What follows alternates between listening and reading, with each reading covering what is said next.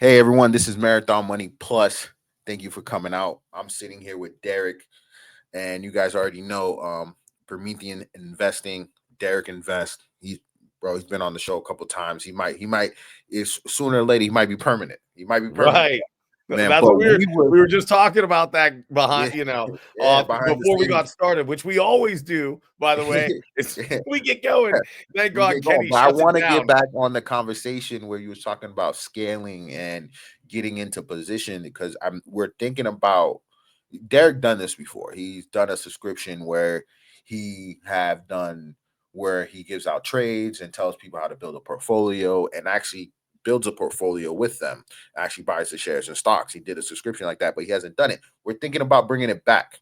Right, 100%. So okay, so let's pick back up where we left off. So a lot of these subscription services that exist, they'll talk about buying this stock and buying that stock, and that's a good thing, right? They're showing you the positions themselves, why you should believe in them, why you should buy them, why you should sell them, or whatever it is, right? And so what I specialized in because of my background coming from a financial advisor, right? Working at Merrill Lynch, working at Wells Fargo Advisors, then running my own shop was what a lot of people don't realize is there's another very key component in maintaining the discipline, and that component is the only way you can be successful with the other stuff, and that's how to actually build a portfolio where you're scaling in and out, what percentage you're scaling in and out, how to monitor markets, how to identify when the market's going to turn over. And so you're constantly buying and selling like a professional trader, a professional portfolio manager would, right? But you're doing it with guidance from someone like me who's been doing this for 25 years. I ran that service a couple of years ago when the market was dropping, and actually everybody that was in my service at that time, the market began to drop. I remember it was like the second week or third week of December in 2021, where volume just went through the roof in the Dow, S&P, and NASDAQ. You could see that it was a top. It was most likely started by tax selling and then just taking gains for the year. I mean, if someone asked me to guess where all that volume came from, that's what I would say. But in today's world, where it's all about following a trend, there's tax selling that starts, if institutions start to take too much profit, that is going to lead to a down trend. It is going to roll the bull market, not because of anything fundamental, but because that's the way today's market is run. It's all machine learning, machine trading. It's all set up through algorithms. They're using the same support resistance levels. They're using all the same levels. So if they start to pop, all of a sudden the machine says, hey, the money's made on the way down, not on the way up. So we start to pull back down. And at some point, humans step in, which is what you saw in October of 2022. But during that service, you got updates 3 days a week from me. We profited 26% on the way down. So not only did you not ride the market up and then give it all back and keep buying in, but you were safely, or as safe as you can be when you're investing and you're shorting, you were scaling in and out of those markets all the way through to October 2022. They announced the Ukrainian war, and I came on. We shut down all shorts and said, buy everything. And here we've been going ever since. And that was a service I was running. It's not as sexy. It's not it's not, here's a 10,000 return stock. Here's a stock under $5. But what it does do is it teaches you how to set up an actual portfolio, how to run a portfolio, scale in a position, out of a position. So anyway, Kenny, that's what we were talking about. And the reason I brought that up was because I was telling you that it's not that it did poorly. It just didn't perform to the way I thought it would in the amount of energy I was pouring into it. Because again, it's like you're saying, hey guys, look, if we hit this price move, we're going to sell 2% of this position. We're going to sell 5%. It's not fun, but it makes money year over year. You keep your profits, and you learn how to identify when trend changes are actually coming before they come, not after, right? I mean, I don't need anybody to tell me we're in a downtrend when we're already when we're down 16%. Yeah, I get it. 100%. You know what I 100%. mean? Man, but guys, I want to tell you, if you guys want me to bring it back, you want me to ask him to bring it back. Definitely, we definitely want to see that come back. We definitely want to see that kind of level of trading and making consistent money. I know a lot of people are always looking for different ways to make money in this type of environment. But let's get into it. Let's get into it. Dow Jones touched 45,000. Um, we almost with that's in with the Nasdaq, we almost touched 20,000, and Yeah. that's well over 6,000 now. What's your opinion on that? Well, so right now it's just a screaming bull market. There's indications maybe through the economy that you should pay attention, like to be aware of what's below us. Like a lot of guys are saying, oh, there's like we're in a situation where this flash crash can occur. Don't listen to any of that noise. I mean, look, there always has to be that noise. That's what makes a market exciting. Right now, it's a bull market that's raging. That's all there is to it. And until you see institutional money, institutional volume and trading activity step in at a high level, until you see that, the coast is clear. I will tell you this. If there's any indication to be cautious, it would be the Dow. So, not necessarily in this last week, but in the weeks before, I have been tracking this. And I have students that do follow me, and they're paid. Like, we work together one-on-one, which is something that I really specialize in. I believe everybody should work one-on-one to at least establish who they are as an investor and a trader. And I've been talking about this. It's been going on, I don't know, I'm going to say 5 weeks. It started with the 1-minute chart on the Dow, and it has reached the daily chart now, where you're starting to see, anytime you're seeing large price moves up on large volume, like large candlesticks, that will traditionally mean that that's institutional. Okay. Why does it mean it's institutional? Because there's only one group of people that can move an index, that can create massive trading activity on an index. That group of people is institutions. It's an institutional desk. What desk it is, I don't know. That's not like, that doesn't concern me. I'm not really worried about that. And when you're seeing up bars in a rising market, when they're big, when it's a big move, that means those are block trades. And who does block trades, Kenny? Institutional traders. That's it, baby. There's only one group that does block trades. There's only one group selling 100,000 shares at a time or buying 100,000 shares at a time, and that's institutions. So if they're creating that and that's pushing price up, that's selling. Now, once that shows on a weekly chart, once that comes into a weekly chart, if it comes into a weekly chart, if it does, then that would be the time to sell. And I might then get a little negative. Now, remember, the market is a giant cruise ship. It's the Titanic. Just because you see this massive volume on a weekly chart doesn't mean the market rolls over tomorrow. For example, back in 2021, it showed up in the first or second week of December. The market didn't roll until the beginning of January. You have time. So right now, I say we're in a raging bull market. Bitcoin's enjoying the same. I saw it's back over 100,000 this morning. I mean, right now, you're just riding this, I hope.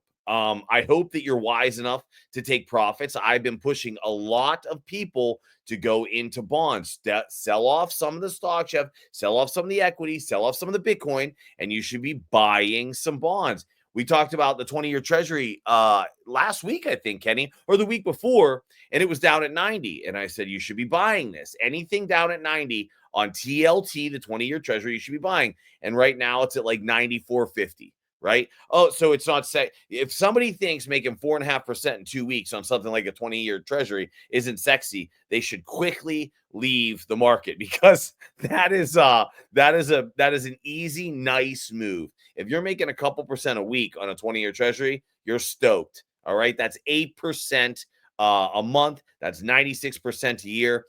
Any of you that don't know the rule of 72, you should learn about it. If you're making 96% a year, you are the best investor in the world. You have beat everyone. So hats off. Remember that. So yeah, that's what I think. I think right now, Kenny, it's a raging bull. I think you should be aware of what's below you, and you should have a strategy to identify tops. If you don't, you need to start figuring one out. Or you need to get on one of our platforms so we can help you. That's pretty much it. So I want to bring up that this past week coming up, today's Sunday. For you guys who wants to know, we're recording on this on a Sunday. Last week with so many stocks flying up in this bull market, it's probably going to be like this for the next 4 years. It's That's kind of my prediction, that it's probably going to be a raging bull market for the next 4 years. I don't know what you think, Derek, but I'm looking at the Dow, I'm looking at the indexes, and it just looks like this is not stopping. More people are flooding into the market, and there's going to be a lot of stocks that are going to make a lot of profit from this.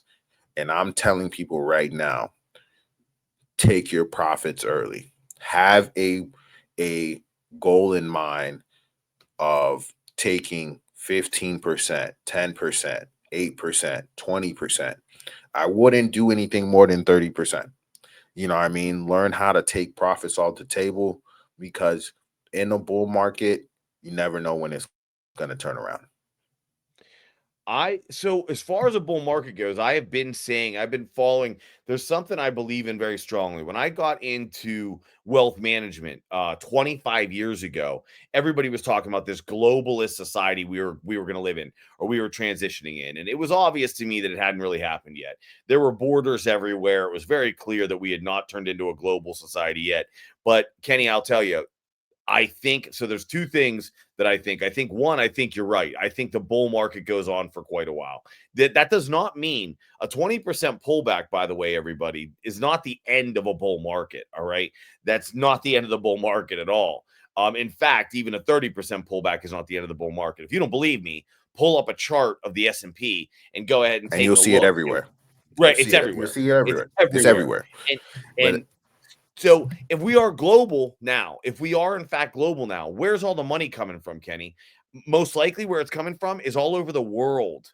So before, because we were these sectioned countries, it was like the US was a market. So the big fear back when I got in, just so everybody knows, if you're, I don't know if you're younger or not, but 25 years ago, the big fear in the market, there's always a fear in the market, everybody. That's why it's called climbing a wall of worry. But the big fear back then was the retirement generation. The boomers right now was the fear. Why was everyone so afraid of these people? What was the big fear? Well, the big fear is they were retiring in massive numbers. They're the biggest generation in this country. And when you retire, you don't put money into markets, you take money out of markets. So everybody was terrified that it was the end of the market.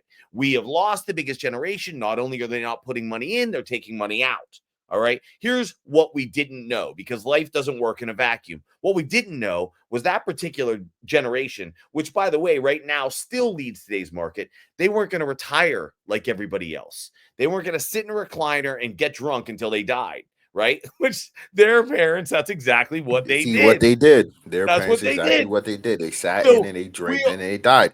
But this is a whole different generation. They're actually keeping different, their money in the market so they can make more money. And more, we more, have to we more. have to And they're adjust still to looking for that. more.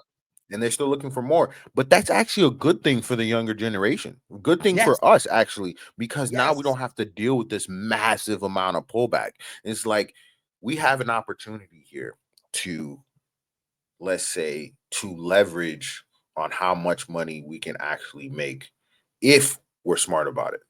If I we're agree. if I, we are focused. And I'm not saying that, and I want to make sure this clear. You don't need to be a a super savvy stock market trader, super savvy investor. You just need a plan. 100%. Kenny, let's touch on that. So I'll finish my last point. We got to touch on that, having a plan, because I'll tell you right now, my belief is someone with a plan who is not a good stock picker, who doesn't really even know that much about markets, will outperform over the long run the best stock pickers, the most aggressive buyers and sellers. Someone who says, I know how to pick a top, I know how to pick a bottom. If you have a real plan, let's touch on that. But to finish the story of the bull market, so there's always a fear, right? So today the fear is like AI, or not the fear, but like AI will collapse, this will collapse. The fear crap, push it aside and just look at what's going on. Right now, markets are going up and money is flooding in. I think that money is coming from the fact that the United States is going to be the global hub. I think we're going to be the global financial hub. We are the state. I don't think that US is going to end its world currency reserve status anytime soon. I think Kenny, me, and everybody listening here will be long dead before anything like that happens. we're going to head into a globalist society. China's going to be industrial. South America is going to be oil, like energy. We are going to be finance. I mean, it's all being subdivided, right? Over in India, that is all a lot of automation stuff, a lot of customer service stuff. And there's going to be people in those societies that are going to absolutely excel. They're going to blow up, right? If you understand customer service, if you understand how to run a company, if you understand that what people need, and you're running something out of India right now, and the reason I'm saying India is because that country right now has some of the biggest performers in a global scale of companies right now in the world. They are making more money in India per capita each year than any other country in the world. They are running and gunning right now. So that's why I'm using them as an example. So I You know think the what you're bull market. talking about, though. You know What's exactly that? what you're talking about. You know what you're talking about, market conditions.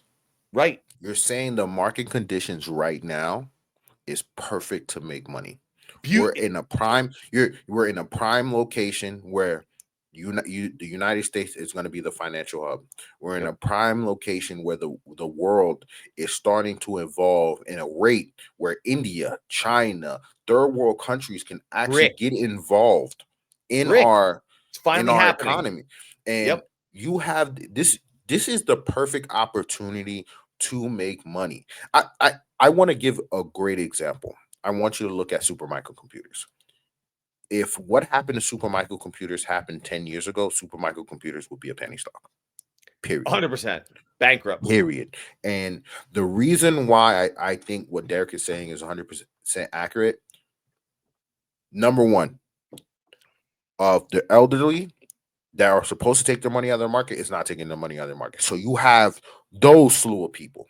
Now, number two, you have the barrier of entry to get into the market is so low now. It's almost impossible not to be in the market at this point.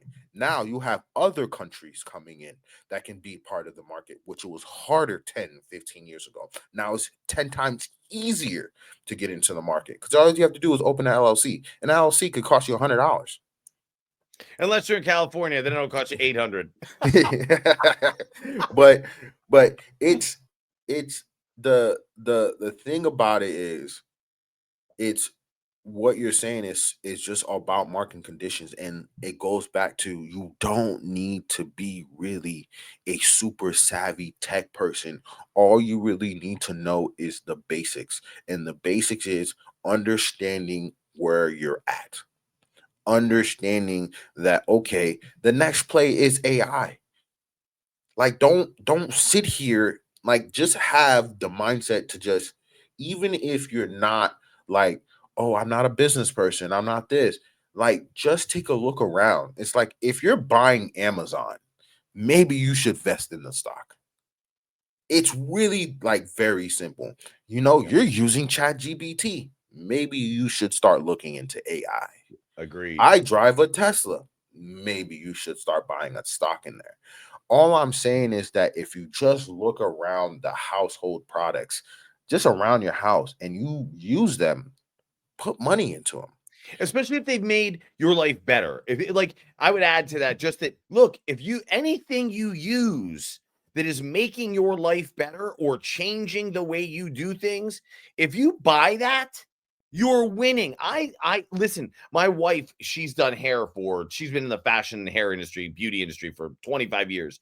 And she was doing somebody's hair the other day, and she was telling us how she when she found out about Netflix and she got a Netflix subscription, and she was a school teacher, and she said, I got a Netflix subscription, next thing I know I bought the stock. She bought her house with Netflix stock. She bought Netflix because when she tuned into it, she liked the idea that she didn't have to go to the on demand and search for a movie and all this crap, that she just turned on Netflix and there was just a slew of movies in front of her. So she bought it, and then she bought a house with that money.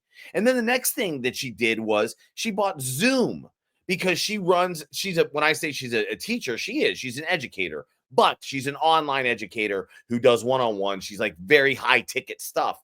And when she did Zoom, she's like, oh my God, because she would have to go to your house before. She would have to like go to you. All of a sudden it made her market bigger and she was able to jump on. So she bought Zoom and it turned her into a millionaire. And just I mean, she didn't do anything, not earnings, not charts. I talk about volume, trading activity, institutional money. Like, we're really nitpicking. This is for people that are being active. Look, if you're just looking to invest, you don't have to be a genius. You don't even have to know anything. Just live your life. I think Kenny's spot on, man. I completely agree. It's like investing is so simple nowadays. And the idea of that woman buying a house because she just said, you know what, I'm watching Netflix. I'm gonna just buy the stock. You know how many comments we have on Apple Podcasts where people would tell me, hey man, just listening to you guys, I made an extra 100K this year. It's And it's just we're not giving like crazy and like you don't understand. That's why I love what Derek said in the beginning of the first 2 minutes. None of the stuff he's talking about is sexy, and none of the stuff we're talking about is sexy. it's The not. money he made in that year all came off of 15, 10%, 20%, That's high it. 30. And sometimes we got home runs, we got 200%. But like Sure. You'll hit there them. was there was more of the 15, 20, 30% holds that he just okay, I'm at 20%, we're out. I'm at Out. 15%, we're out. Then wait for the market to draw back. That's why we were telling you that you can go on the chart and look at 20, 30% pullbacks. Those are nothing. Those are opportunities to get in That's and right. make additional, even if the 30%, you say, okay, 30% pullback, or maybe I'll get in and I'll get 40%. I wouldn't even think like that. I would say, okay, I see a 30% pullback. I know immediately. This is what I'm saying. The basic understanding is like I know I can get a 10%, 15% profit because I know the bounce back alone in a week or two is 15%. Right. 100%. Listen, here, let's even just give quick numbers so people realize how well you really need to do to become very wealthy in a stock market, right? Let's just say, so if you don't know what the rule of 72 is, it's the most simple thing in the world. You just take the number 72 and you divide it by what your return is in the market. Okay, so if you're doing 20% a year, you take the number 72, you divide by 20, and that gives you 3.5. That means every 3.5 years, your money doubles. Now, watch this. You're 20 years old, right? You're going to live to be, we're going to use a round number, 62. And I'm doing that because actually, so it's 3.5. We're doing 3.5 years. But yeah, let's say 62, 62 years old, right? And your money doubles every 3.5 years. You have 10 grand. You're 20 years old.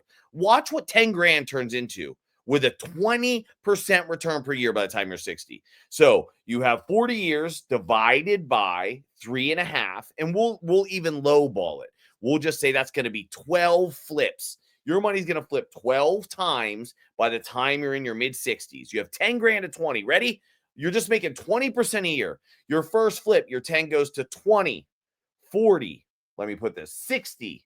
Wait, 40, 80. 160, 320, 640, 1.2, 2.4, 4.8, 9.6, 19.2, 19.2, 38.4. With $10,000 making 20% per year, you have $38 million by the time you're 65. That's 20% a year. This is not genius stuff. So again, how did I get that number? The And number something like 72 half of divided by that, your the return. yeah, half of the crazy part is half of that is given to you in a given year. If you Right. put your stuff in ETFs and index funds, half of that is already 8% of that is kind of It's given already to you. given to It's you yours up front. So really, you're really at the maximum. You're really only fighting for 12% a year, a 12% a year. year. And And guys, then you that's can 10 do that grand with one or two stocks. with And all nothing. we're like I want to tell you how easy it is. All you really have to do is risk management and discipline. That's it. That's it. And and the best thing you can do is know yourself. Kenny was talking earlier about like, hey, when something's up 20% or 30% or 15%, you get out, get out. Well, let me tell you this. Let me add something to that because I don't think a lot of people realize how personal investing is. When Kenny said it pulls down 30%, it's an opportunity to buy. That's absolutely correct. But watch how easy it is to know when to sell because we're all different. We all have different feelings. Feelings are what drive markets. Feelings are what drive you every single day. So let me tell you this. If you're looking, you build this portfolio out, and all of a sudden your eyes start to light up every day that you're looking at your portfolio, you go, oh my God, look how much money I'm making. When I start doing that, I sell. Because I know me, I've been doing this for 25 years. When I start getting greedy, it's over. I gotta get out. And let me tell you something, that will most likely apply to you as well. And that happens over time. And I don't mean long durations of time. You can start investing very small. The greedy you, the inner greed in you, will start to pop out real fast. And once it pops out 5 or 6 times, you'll know that when you get greedy, it's time to bail. Or maybe you're one of those hopeful people who thinks it's always going to go up, but you're still going to have this instinct. You're going to start looking at a certain point, and at that point, then you're going to go, no, it's going to go higher. It's going to go higher. And then every time it doesn't go higher and turns on you, you just learned that the greedy you was right. And so really listen to you. It's not even so much about a number. You will get greedy, trust me, because you're a human being. You'll also get fearful, and you'll learn when to ignore that and when to pay attention to that. And the best thing you can do to avoid fear is just turn off mainstream media. They're full of shit anyways. 100%. 100%. I like Jim Cramer, but he's always wrong. Well, he's always wrong. Dude, this guy. You wonder why he's making money, because he hedges everything. And also because he's fun. He's also fun. Yeah. Hold on. He's hedged. So, Kenny, that's a beautiful point. He's hedged his entire career. What do you think that show is? That show is a hedge. That show hedges him. And he's smart. He made his money in finance, and now he's a TV personality. So, like, everybody busts on Cramer, and it's funny, man. It's funny to bust on Jim Cramer. And he has so many bad calls. It's great to, like, torture the guy. But also, he does run through 40 stocks an hour on his show. There's zero chance he can get it right. Yeah, there's zero chance. Zero chance. But he's fun to make fun of. Like, it's great. Like, you're like, oh, here's the Cramer thing. Like, as soon as he says we're going like to some new skyrocket number, everybody's like, get out, get out. The fact is, most of the time he's right about that stuff. But he's a human being that works in mainstream media. I remember when he screwed up the bottom back in 2009. And it was like 3 days before the bottom. And he said, get out, sell everything, buy CDs. We're over. The U.S. is done. Now, a lot of people were like, was he helping his buddies? Because 2 days later, we bottomed out and we took off and we've never looked back. Oh, was he helping his buddies? Was he doing this? I just think it was psychological. I think the dude has to live. If you didn't live through that, you have no idea what that was like. That was so horrific. I didn't sleep for 3 years. It was such a bad environment that, like, if you had to live that for an hour every day live on camera, I don't know how anybody could get that right. Just because you're a person. You're a person with a brain and with feelings. You don't think he has investments that were getting torched? He does. So he had to fight every human emotion. He got it wrong. But I really just believe that, he is the mainstream media. Trying to live through that, listen to that crap all day. There's no way he could get it right. There was no way he could get it right. So always remember that, guys. Even when you're listening to anybody, they're in this too. Before we get off, man, there got to be some stocks that you want to talk about that did well. I know you were in ARM. I definitely want to go over that for people to be aware. So go ahead. Well, so I was in ARM. I was last week. I'm trying to pull up the number. So last week, what I saw was a pivot off of 144 that I did not like. It did come on institutional volume, so I exited ARM yet again. Not because I don't believe in it, but because remember that, like, as we're talking about here, there's guys that run markets every single day. They have to make money every single day. These desks, so they come in and they come out and they take profits. It ran from 85. I think to 144, and it looks like some profits are being taken. And because I pay attention, like, that's something that I do. I am very, like, intricate with what I do. I watch moves. I'm seeing a lot of what looks like selling around the 145 area. So I think most likely there'll be a pullback to 115. I'm not even making like a price target call yet. I've just exited out of the position. Something else that I exited out of that I was holding long was Honeywell. So anybody that's not familiar in what they do, you should take a look. But The last 2 months, as a matter of fact, there's definitely institutional selling in Honeywell, which is, if you're not watching that, you should be. I don't know why you're not. GE is another one that I exited out of last week. It's up 400% in the last year, 450% in the last year. A lot of people, they don't look at these big names, and that's why I'm bringing them up, Kenny, because they're not little companies. These are giant companies that have done 450% over the last year. Yeah, Everybody ignores 100%. them. Everybody ignores them. They act like it's not like, oh, you can't buy and sell big companies. Oh, yes, you can. GE was another one that I saw a lot of volume come in next week. And any company like that that's up 400% in the last year, I got out of. Something that I did, I was looking at. There's nothing that I'm looking at right now there wasn't anything I was actively buying this week, but something I did start looking into, everybody, and I would encourage you to do the same, is a lot of these cloud seeding companies. If you don't know what cloud seeding companies are, they are companies that control weather. So cloud seeding, you'll hear a lot of people talk about storms being created. It's not fictional. I can list you off a name of the companies now, but I just started looking at them. Next week, Kenny, I'll definitely tell you some of those that I'm getting in on. Basically, what they do is they take a little cloud and they make it a real big cloud, and then it rains. And it rains depending on the amount of crap they're pumping into it. And the reason I think that's important is because a lot of the deserts around the world, they're trying to convert. The Great Green Wall of China, it worked. They started that 25 years ago, and that was back when $1 billion was a big deal. 25 years ago, China wanted to convert desert, so it started planting in these deserts, and they were calling it the Great Green Wall of China. They threw $1 billion into it. It worked. But what they needed to make it work was rain. How that has happened is called cloud seeding. I forget what I don't use the word And conspiracy I'm gonna theory. stop you right there. Go ahead, go. I'm gonna stop you right there. You guys are gonna have to catch the rest of this on Marathon Money Plus. All right. Those stocks that we're gonna give you, we got to catch it on Marathon Money Plus. I appreciate you guys listening. This is Derek Invest. Check out Marathon Money Plus on marathonmoneyplus.com. You guys can check it out. I appreciate you. It's gonna be up at the same time as this for those who are on Apple Podcast, Spotify, Pandora, on all the podcast platforms.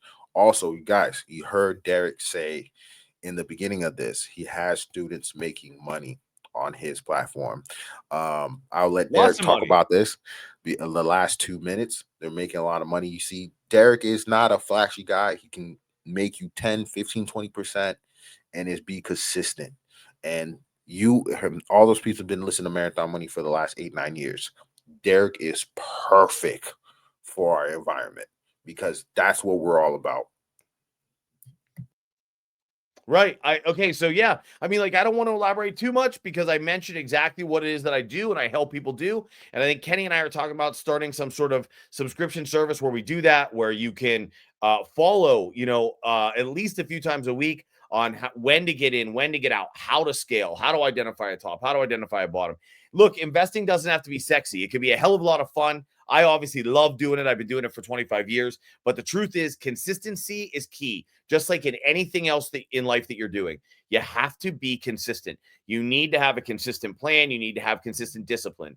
Discipline will outdo luck any day of the week. I know a lot of people that get lucky in markets, but luck gives back in markets, right? So yeah, jump on over to PrometheanInvesting.com. You can check it out. I can tell you the one thing I screwed up in life, in my personal life. I learned how to invest before I cared about budgeting, financial plans. I didn't care about that crap. I make money. I mean, I remember there's like, I can't remember who it is. It's not Cardi B. It's one of them. She said, I don't give a fuck about a credit score. I could be rich tomorrow. Right? That was me. Fuck a credit score. I'll be rich tomorrow, bitch. That's how I lived. It was a mistake. It was a mistake. Fucking credit score. I'll be rich tomorrow. Yo, guys, peace. All right.